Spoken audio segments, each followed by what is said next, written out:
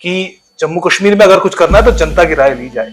और कपिल सिब्बल ने तो ब्रेक्सिट जैसे जनमत संग्रह का भी हवाला दे दिया। क्या वो नेहरू जी की अथॉरिटी पर सवाल खड़े कर रहे हैं? Nehru was the political and that is why he did so.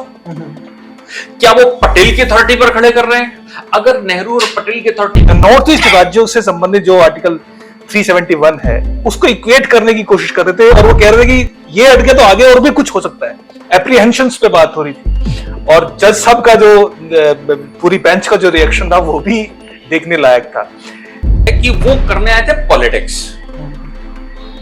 वो जम्मू एंड कश्मीर का सबमिशन ही नहीं था। चीफ जस्टिस ने कहा you do having any submission for the article 370 and I don't think that you having any submission for article 370। तुम्हारा article 370 कहने के लिए कुछ है नहीं तुम्हारी पूरी पिटीशन में। तो पटेल को उस समय लगा होगा कि भाई ये विषय भविष्य के घर से खुलेगा जरूर, तो व्हाइट पेपर एक बनाया उन्होंने। आज हमारे साथ एक बेहद खास मेहमान डीके दुबे जी, जो कि संविधान विशेषज्ञ हैं, सुप्रीम कोर्ट के अधिवक्ता हैं।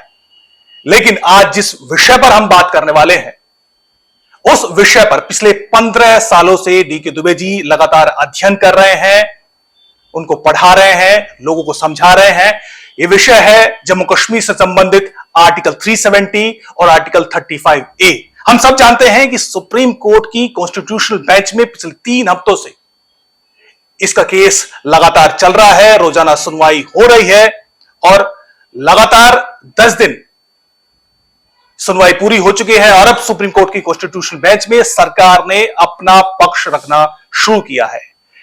कहां तक पहुंचा है यह केस, तमाम पहलू पर बात करेंगे। किस तरीके से कपिल सिब्बल और जो आर्टिकल 370 को हटाने के विरोध जो याचिकाएं दायर हुई हैं उनके तमाम वकीलों ने किस तरीके से अपना अपना पक्ष रखा है, उन पर बात करेंगे। सर, आपका बहुत बहुत स्वागत है। 10 दिन की सुनवाई हो चुकी है सर, और 10 दिन की सुनवाई में कई बार अलग अलग आरोप, अलग अलग मुद्दे कपिल सिब्बल से लेकर गोपाल सुब्रमण्यम से लेकर अलग अलग वकीलों ने उठाए हैं। 9 दिन लगातार उन्होंने अपनी बहस की है। सबसे पहले कपिल सिब्बल की बात करते हैं। कपिल सिब्बल लगातार एक तो इंटरनल सोवरेनिटी की बात कर रहे हैं। उनका कहना है कि जो अधिमिलन हुआ था इंस्ट्रूमेंट एक्सेशन के जरिए, उसमें कुछ शर्तें थी, शर्तों के आधार पर अधिमिलन हुआ था, मर्जर नहीं हुआ था। और उसके बाद एक इंटरनल सोवरेनिटी की बात वो लगातार कर रहे हैं। ये अलग क्या सोवरेनिटी है देश के अंदर, मतलब एक सॉवरेन देश के अंदर अलग से इंटरनल सोवरेनिटी। देखिए हरदीप जी, सबसे पहले एक चीज का क्लैरिफिकेशन आना चाहिए। वो ये है कि माननीय न्यायालय में जो चल रहा है उसके कोई इन्फ्लुएंस के लिए हम आप बात नहीं कर रहे हैं जी, और ना ही उस पर हम कोई कमेंट कर रहे हैं। हम तो सिर्फ उतनी बात कर रहे हैं कि ऑनरेबल सुप्रीम कोर्ट में किसने क्या कहा, क्या प्रोस्पेक्टिव था और मेरे पास डेटा क्या है। मतलब मैं बीइंग ए रिसर्चर उस विषय पर 15 साल से आंदोलन चला रहा था, देश भर को हमने समझाने की कोशिश करी, तो हमारा प्रोस्पेक्टिव क्या था। अब सरकार अपना प्रोस्पेक्टिव रखेगी, मैं बीइंग ए रिसर्चर और वैसे बात करता हूँ। सिब्बल साहब का छोड़ दीजिए, पूरे जम्मू एंड कश्मीर का पिछले 75 वर्ष से एक ही एंगल है और उस एंगल के पीछे एक राइटर हैं एजी नूरानी। उन्होंने 60 के दशक में कुछ लिखा, एक रिसर्च वर्क उनका कहना है किया। जो नैरेटिव एजी नूरानी ने तय कर दिया वो नैरेटिव पूरे जम्मू एंड कश्मीर ने पढ़ा, वो नैरेटिव उन सभी ने पढ़ा जो अलगाववादियों के साथ है। अब न्यायालय में अगर कोई वकील उनको रिप्रेजेंट करेगा तो वकील का क्या है कि वो रिसर्च करने के साथ साथ डेटा तो आप ही से लेगा। तो जो डेटा सिब्बल साहब को दिया गया होगा उस डेटा को कैसे एक्सप्लोर करना है ये उनका काम है, इसलिए वो उस तरह से कोर्ट में रख रहे हैं। तो जो एजी नूरानी का प्रोस्पेक्टिव है, हालांकि उस प्रोस्पेक्टिव को ऑनरेबल सॉलिसिटर जनरल ने कहा कि एजी नूरानी को रखा जा सकता है तो कोई न्यूज़पेपर भी रखा जा सकता है। मैं एजी नूरानी को, उन्होंने कहा एजी नूरानी का प्रोस्पेक्टिव है, कोई वो ऐसा नहीं है कि वो फाइनल डॉक्यूमेंट है और उसके आधार पर ही सब कुछ चलेगा। तो न्यूज़पेपर में भी तो रोज एनालिसिस निकालते ही है ना, मैं भी तो एनालिसिस लिखी कर ही रहा हूं ना। तो हमारी एनालिसिस कोर्ट के ऊपर बाध्यकारी थोड़ी ना है, नहीं एजी नूरानी के। तो एजी नूरानी एक सिंगल साइडेड बात करता है और वो ये कहता है कि साहब हमने तो इंस्ट्रूमेंट ऑफ एक्सेशन साइन कर दिया महाराजा ने, और इंस्ट्रूमेंट ऑफ एक्सेशन में कुछ शर्तें रख दी, वो शर्तें आपको पालन करना चाहिए, मतलब सरकार को वो शर्तें पालन करना चाहिए।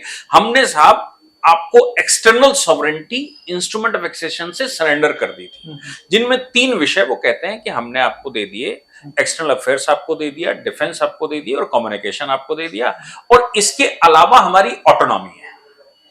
सॉलिसिटर जनरल ने जो बात कही, उन्होंने कहा they are confused in sovereignty versus autonomy.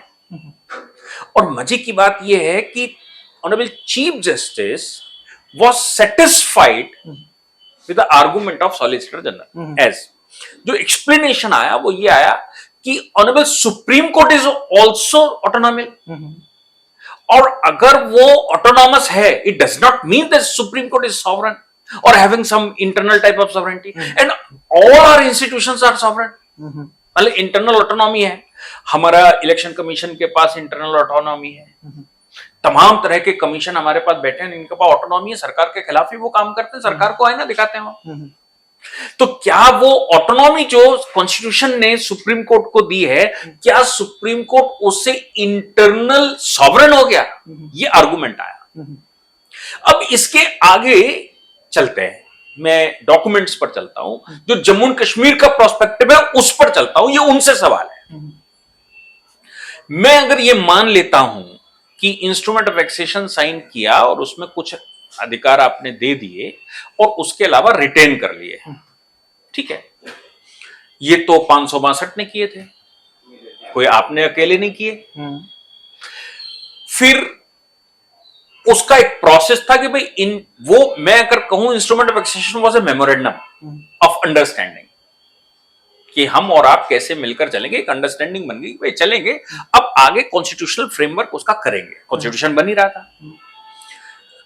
फिर कॉन्स्टिट्यूशन बनने के साथ साथ 370 आ गया, और 370 में एक चीज आ गई कि how the constitution of India will be in enforcement in the state. अब पूरा क्यों नहीं हुआ जैसे सभी राज्यों में हुआ था? तो ये भी पता होना चाहिए कि भाई जम्मू और कश्मीर क्यों रह गया। उनका कहना है कि जम्मू और कश्मीर रह गया और वो इसलिए रह नहीं गया साहब, हमने रिटेन कर लिया, इसलिए हमने अलग कॉन्स्टिट्यूशन बना लिया, क्योंकि हमारे पास इंस्ट्रूमेंट ऑफ एक्सेशन था, इसलिए आपने आर्टिकल 370 रख दिया। उनका आर्गुमेंट है। अब इसमें मेरा कहना यह है कि जब 370 में एक प्रोसीजरल मैकेनिज्म आ गई और वो मैकेनिज्म ये कहती है कि कॉन्स्टिट्यूशन वहां पर कैसे लागू होगा, तो कभी आप कहते हो कंकरेंस से लागू होगा, कभी कहते हो आप कंसल्टेशन से लागू होगा, कभी कहते हो आप कॉन्स्टिट्यूएंट असेंबली बात करेगी, कभी आप कहते हो सदर रियासत बात करेगा, अलग अलग तरह की बातें हैं। लेकिन मैं इनमें से कोई एक मेथड मान लूं, उस मेथड से प्रियम्बल जो बनी थी कॉन्स्टिट्यूशन ऑफ इंडिया की, वो जम्मू कश्मीर में लागू हुई कि नहीं? 1950 में ही प्रियम्बल लागू हो गई 370 के रहते हुए।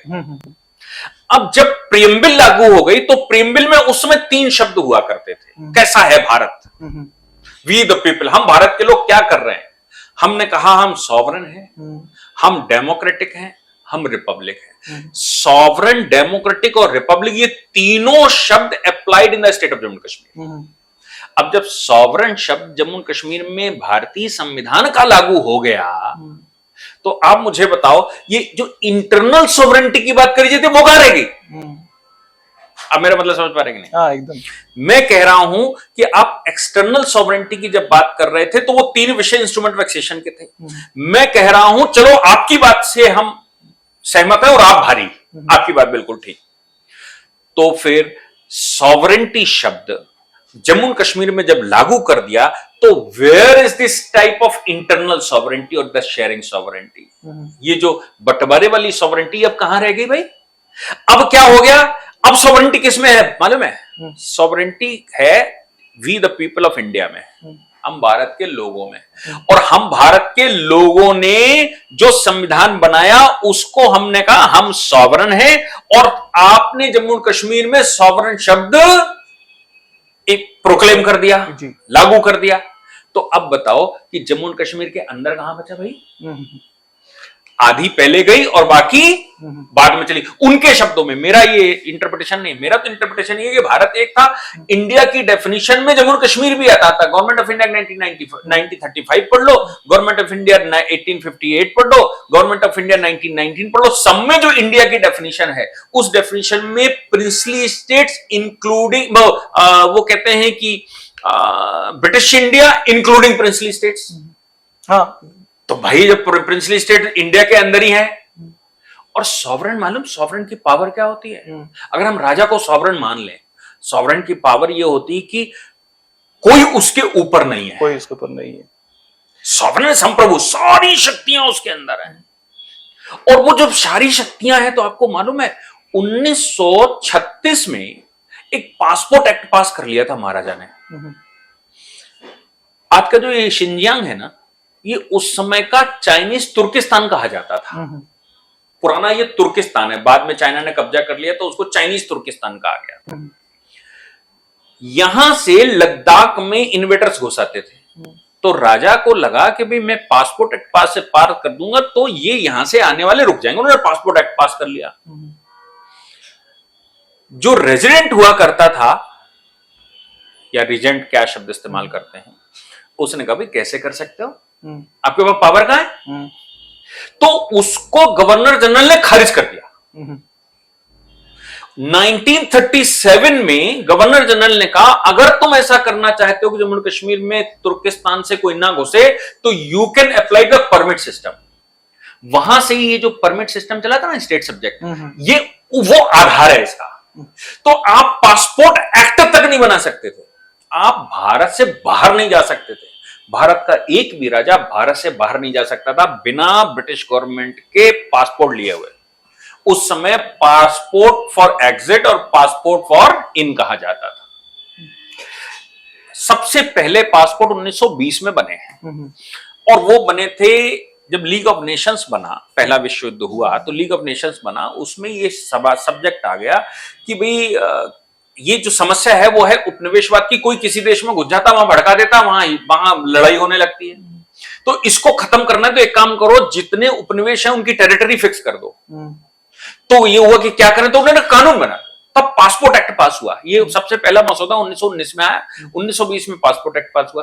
पासपोर्ट एक्ट का मतलब ही यही था कि जो उसका ओरिजिनल रूलर है, जो सॉवरेन है, वो कंट्रोल करेगा कौन आएगा कौन नहीं आएगा। तो महाराजा को छोड़ दो, भारत के किसी भी राजा को बाहर जाने का अधिकार नहीं था। यहां तक कि उनके रिश्तेदार जब आते थे ना, तो भारत सरकार से वीजा लेते थे और भारत सरकार डिनाई कर देती थी, तो राजा का सगा साला नहीं आ पाता था यहां। मेरे पास ऐसे 2-3 डॉक्यूमेंट हैं।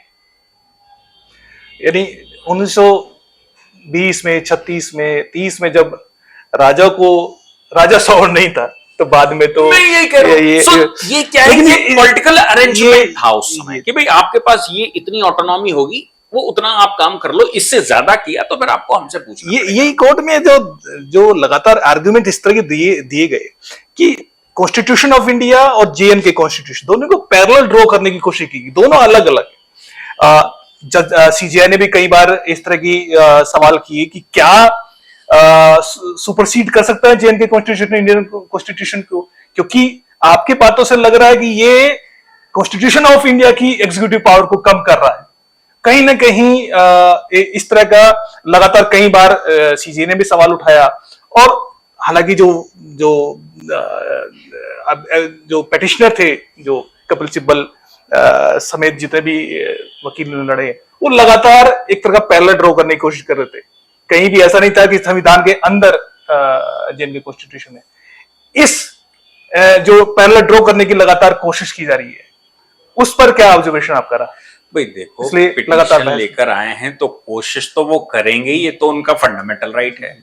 तो कोशिश वो लगातार कर रहे हैं। और जैसे मैंने कहा कि प्रोस्पेक्टिव जो बनाया गया जम्मू कश्मीर में, नैरेटिव तय किया गया, वो तो यही किया गया था। लेकिन सीजीआई ने पूछने की कोशिश की, क्योंकि सीजीआई अभी मतलब हमारी जो बेंच है, वो बेंच डिसीजन थोड़ी ना दे रही, हाँ, लेकिन they are getting the clarification from there. अब वो क्लैरिफिकेशन में जो उन्होंने सवाल किए, तो वो कहते हैं मेरी अंडरस्टैंडिंग ये है, आप बताओ। तो उन्होंने कहा मेरी अंडरस्टैंडिंग ये है कि भैया भारत में मैं केवल भारत के संविधान को जानता हूं, और भारत के संविधान के ऊपर भारत में कोई दूसरा संविधान नहीं है, मैं ये जानता हूं। भारत के संविधान के पैरेलल भी कोई संविधान नहीं है, मैं ये जानता हूं। और सॉवरेन एक ही हो सकता है, वो है कॉन्स्टिट्यूशन ऑफ इंडिया, मैं ये जानता हूं। अब आप बताओ कि आप कौन से आधार पर ये बता रहे हो। तो सवाल तो उनका वैलिड था कि उन्होंने पूछा कि भाई एक ही संविधान है।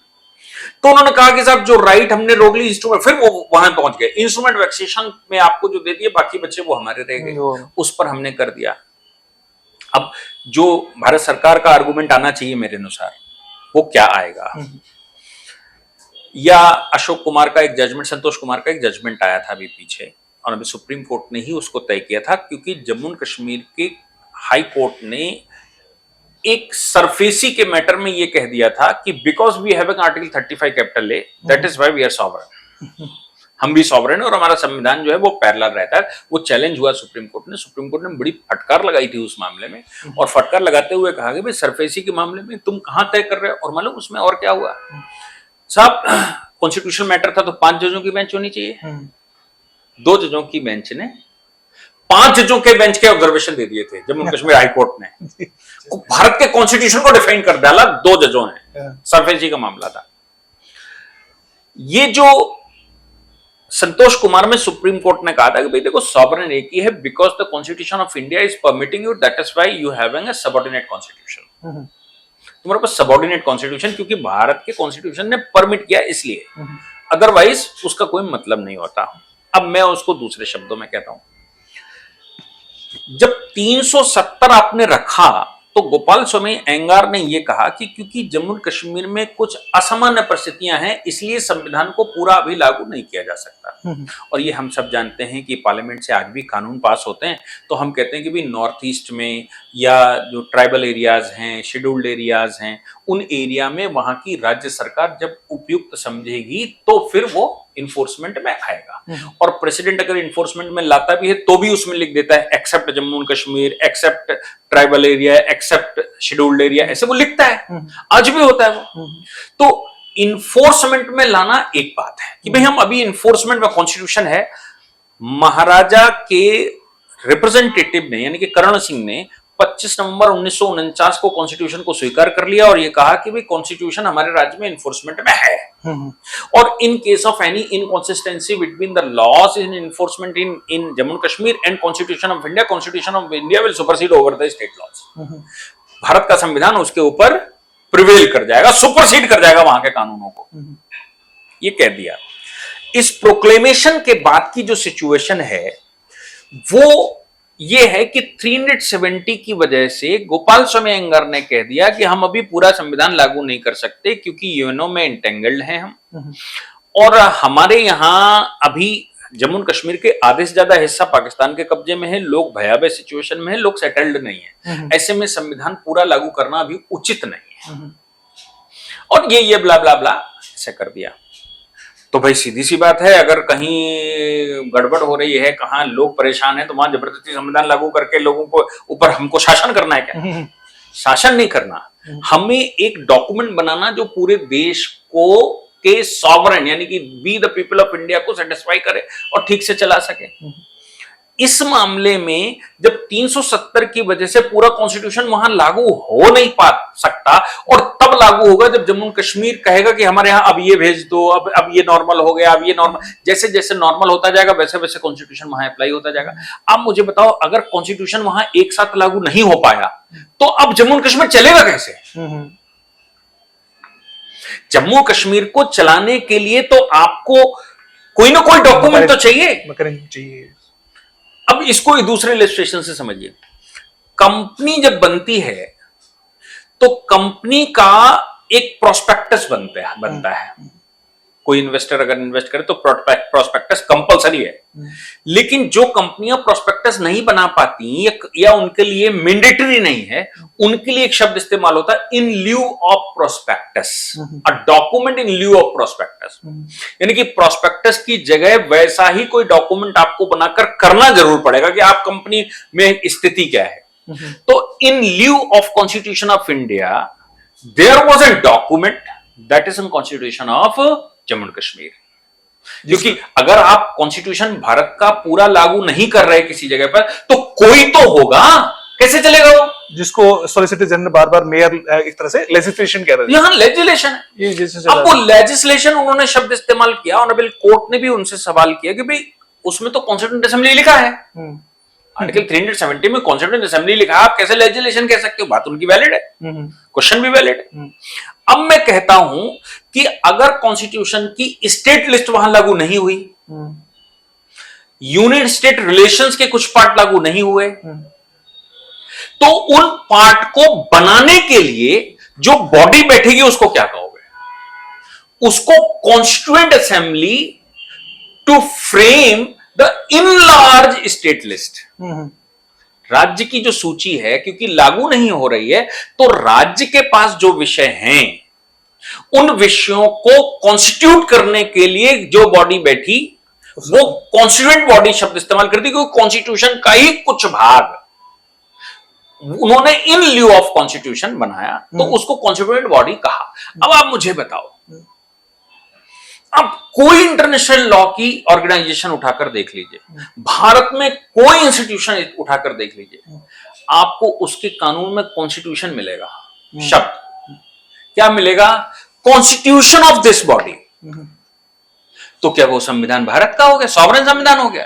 Constitution is a terminology that you have an organization, आपकी एक ऑर्गेनाइजेशन है, ये कैसे कॉन्स्टिट्यूट हुई?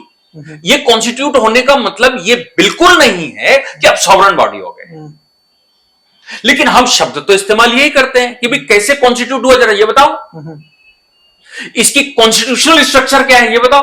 अब किसी ऑर्गेनाइजेशन का कॉन्स्टिट्यूशनल स्ट्रक्चर अगर शब्द इस्तेमाल हुआ है, तो इसका मतलब ये नहीं हो गया कि वो कॉन्स्टिट्यूशन ऑफ इंडिया के पैरेलल हो गया, क्योंकि कॉन्स्टिट्यूशन वर्ड इस्तेमाल हुआ है, क्योंकि कॉन्स्टिट्यूएंट असेंबली वर्ड इस्तेमाल हुआ है। कॉन्स्टिट्यूएंट असेंबली इसलिए शब्द इस्तेमाल हुआ है कि कॉन्स्टिट्यूशन का अभी पूरा भाग वहां लागू नहीं हो रहा था, तब तक जब तक टेम्परेरीली स्थगन है, कॉन्स्टिट्यूशन पूरा लागू नहीं हुआ है, सिचुएशन नॉर्मल नहीं हो पाई है, लोग अभी उसको एक्सेप्ट करने की स्थिति में नहीं है, या उनके ऊपर इन्फोर्स करने की अभी सिचुएशन नहीं बन पाई, तब तक क्या? तो जो बॉडी बैठी वो कॉन्स्टिट्यूएंट असेंबली बैठी है, लेकिन उस कॉन्स्टिट्यूएंट असेंबली को भी subject to the condition of president नहीं जोड़ा क्या? अगर आप सॉवरेन होते, पूरे सॉवरेन होते, तो प्रेसिडेंट क्यों उसमें हम बीच में घुसड़ देते? क्या प्रेसिडेंट के बिना अप्रूवल के कुछ हो सकता है? दूसरा, हमने ये कहा कि प्रेसिडेंट कैन, जो प्रेसिडेंट है भारत का, वो डिफाइन करेगा टाइम टू टाइम कौन होगा सदर रियासत, कौन होगा गवर्नर। अरे भाई, आप सॉवरेन है तो प्रेसिडेंट क्यों डिफाइन करेगा? प्रेसिडेंट अगर ये बताएगा कि कौन बैठेगा, का मतलब सॉवरेंटी, सोल सॉवरेन तो प्रेसिडेंट हो गया। सॉवरेन की पावर कौन इस्तेमाल कर रहा? प्रेसिडेंट कर रहा है। प्रेसिडेंट ने मुझे अपना रिप्रेजेंटेटिव बना दिया, इसलिए मैं वहां पर हूं। प्रेसिडेंट ने आपको सदर रियासत घोषित कर दिया, इसलिए आप वहां हैं। प्रेसिडेंट ने आपको वहां गवर्नर घोषित कर दिया, इसलिए आप वहां हैं। अब आप कहोगे प्रेसिडेंट ने तो गवर्नर घोषित कर दिया, we had the constituent assembly, इसलिए हम सॉवरेन हो गए। तो प्रेसिडेंट को हटाने का भी अधिकार है, गवर्नर रूल नहीं लगा देता क्या? तो प्रेसिडेंट को जिसको हटाने का, जिसको बनाने का, जिसको बदलने का, जिसको हटाने बिठाने का सब राइट हो, तो सॉवरेनिटी तो पावर तो उसके पास हो गई ना। इसी कड़ी में एक और तर्क देते हैं, लगातार दिया जाता रहा है कि इंस्ट्रूमेंट एब्जेक्शन कुछ शर्तों के साथ हुआ था, अधिमिलन हुआ था, एक्सेशन हुआ था, मर्जर नहीं हुआ था। अब ये दो फॉर्मूले क्या थे ऐसे जिसकी बार बार वो एक तरह का एक तर्क पेश करने की कोशिश कर रहे हैं?